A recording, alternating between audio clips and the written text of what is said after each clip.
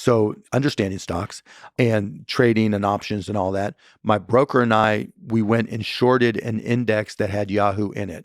And so the law at the time was you couldn't short any indexes that had more than 5% of that stock in it, right? Mhm. That of any one of the Yahoo stock.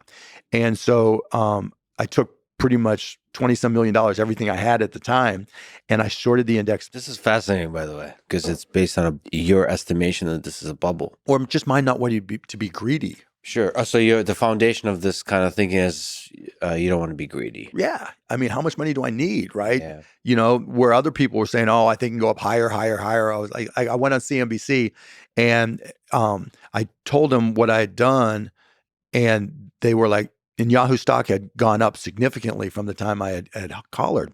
And one of the guys, Joe Kernan, was on there. Don't you feel stupid now that Yahoo stock has gone up, X percent more? I'm like, yeah, I feel real stupid sitting on my jet. Yeah. But so I mean, there is some fundamental way in which bubbles are based on this greed. Oh, this for sure, engine for of sure. greed. Yeah. And I'd seen it before, right? Like I just said. And so what I did was we put together a collar where I sold calls and bought puts. And as it turned out, when the market just cratered, I was protected. And, over the next 2, 3 years, whatever it was, it converted to cash, paid my taxes, et cetera.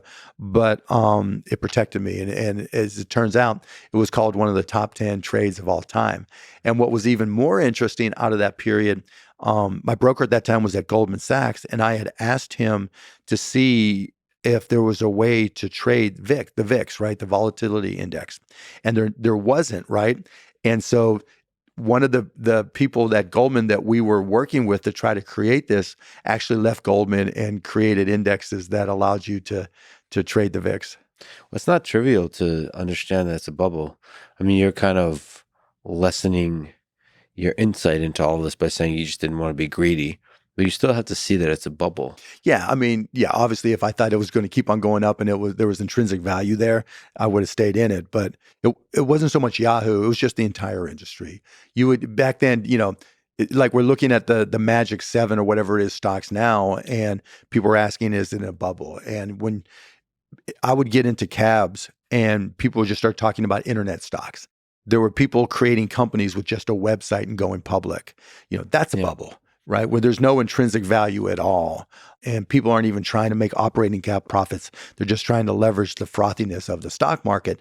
That's a bubble. You don't see that right now. There's not companies, you don't see any IPOs right now for that matter.